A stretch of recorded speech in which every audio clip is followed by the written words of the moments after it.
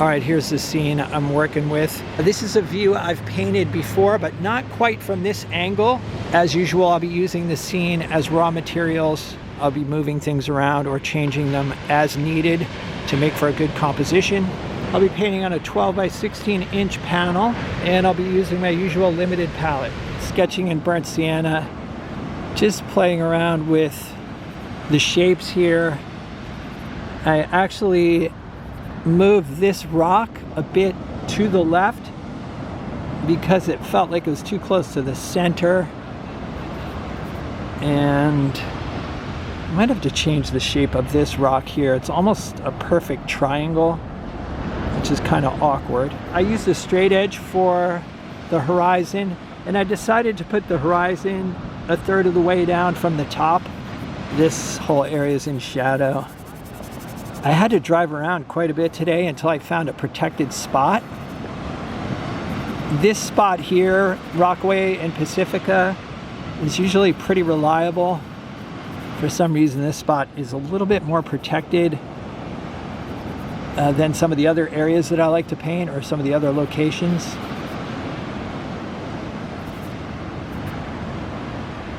Okay, so I like the placement of those rocks. There's going to be a bunch of white water in here, and then also probably white water from a breaking wave here, maybe a little bit more here as well. This is just my initial idea, starting with a dark mixture of ultramarine blue, alizarin crimson, and some burnt sienna. Starting by blocking in the shadow shapes. And the shadow shapes will be changing quickly, so I want to establish this pattern as fast as I can.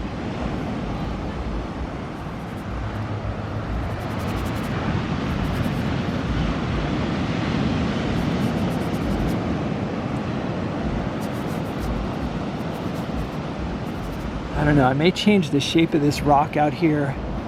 It is looking a little bit too perfectly triangular.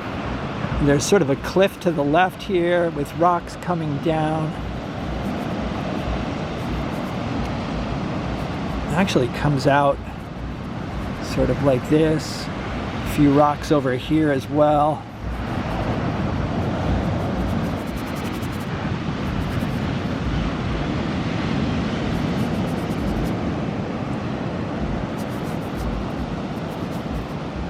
I've been painting over old paintings a lot lately. It definitely feels different to be painting on a blank white panel. As I've said before, there's some things that I like about painting on a blank panel or canvas. I do like how the transparent passages seem to be somewhat illuminated because the white of the panel shows through a little bit. I do like that. On the other hand, when I'm painting over an old painting, the painting does tend to go a little faster, just because a lot of the darks are already established. You know, if I'm working with a painting that has dark passages in it, I'll use that to my advantage.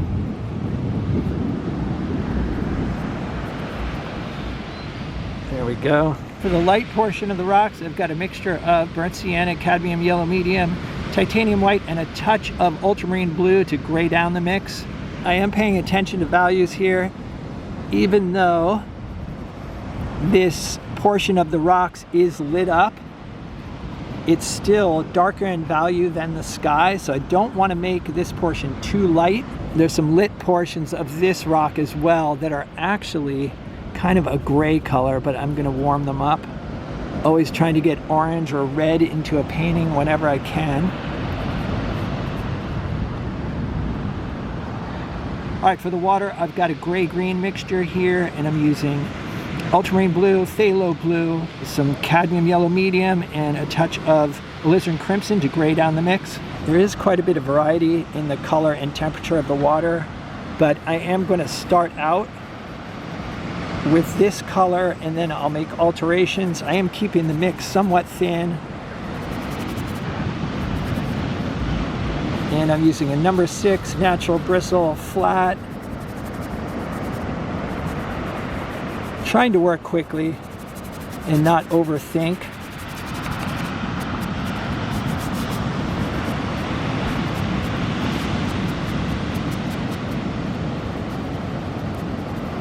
I can tell already that the value of this water is a little bit too dark. That's all right.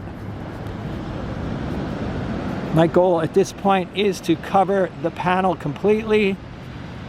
And once I've covered it completely, the block-in is finished and I can start adjusting colors and values. For now, I'm more focused on shapes, and I'm estimating colors and values, but I'm not worried if they're a bit off. I am thinning the paint a bit with odorless mineral spirits and some medium. And the medium I'm using today is Gamblin's solvent-free fluid. For the sky, I'm starting with a mixture of titanium white and phthalo blue.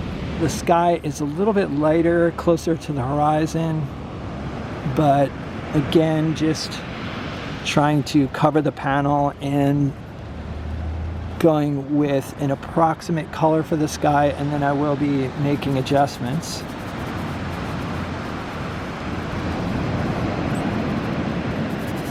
For the shadows in the white water, I've got a mixture of ultramarine blue and titanium white. I'm leaving this mix fairly saturated. It's nice to get the saturated blues into the painting to play off the oranges. Nice complementary relationship going on there.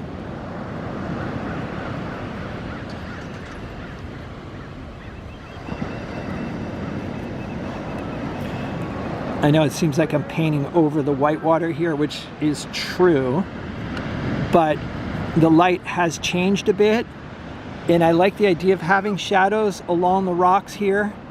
All right, so at this point, the whole panel is covered. I'm stepping back about 10 feet, just looking at the shapes, focusing on composition, making sure that I like what I see. And so far, I think it's working. So the next step will be to start adjusting the colors and values, and I'm going to start with my darkest darks.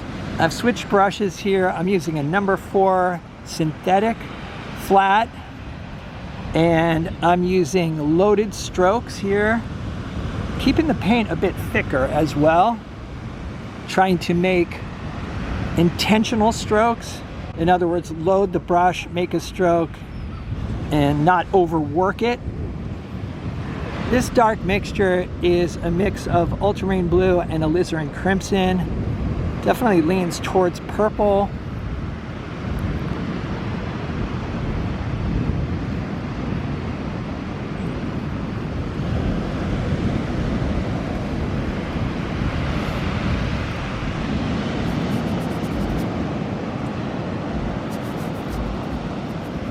I want to leave some of the transparency, even though I'm going over with thick paint. And if I lose the transparency, I can always get it back by kind of scrubbing a little bit. And transparent strokes tend to be more luminous, I find, because they do allow some of the white of the panel or canvas to show through.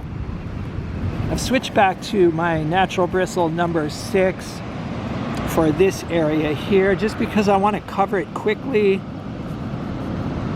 The number 4 synthetic flat has a bit more control, and it's nice for creating strokes like you see here. But when I want to cover a large area quickly, then I switch over to my natural bristle brushes, which are all flats.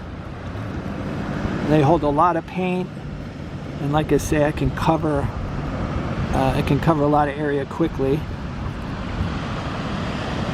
For the light portion of the rocks, I've got a mix of alizarin crimson, burnt sienna, cadmium yellow medium, and a bit of titanium white. I want to adjust the colors and values of these rocks before I adjust the sky. The light on this rock in particular is something that first attracted me to the scene. So I want to make sure that it's reading properly. And let's see, and there's a bit of light on the rock here as well. And I've grayed down the mix just a little bit for this rock right here.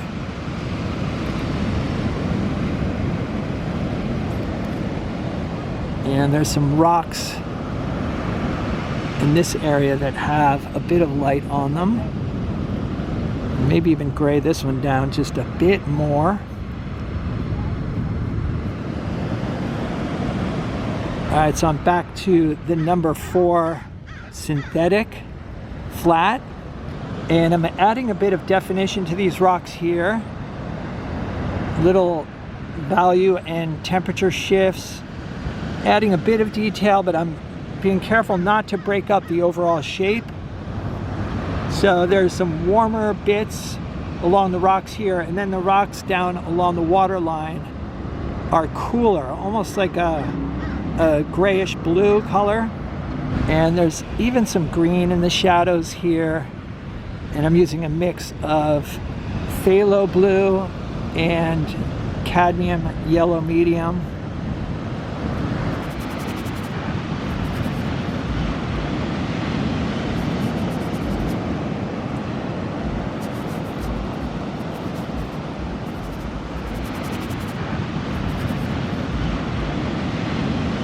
Still using loaded intentional strokes here.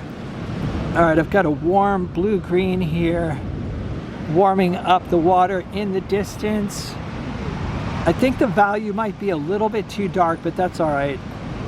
I will be lightening it up, but I do want to get some warmth in the water just to help create a feeling of sunlight. Back to the natural bristle flat.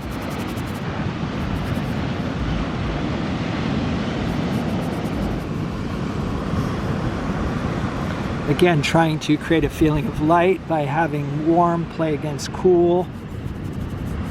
So I will be leaving some of the cool bits of water, and especially have some warm areas where the light meets the shadows.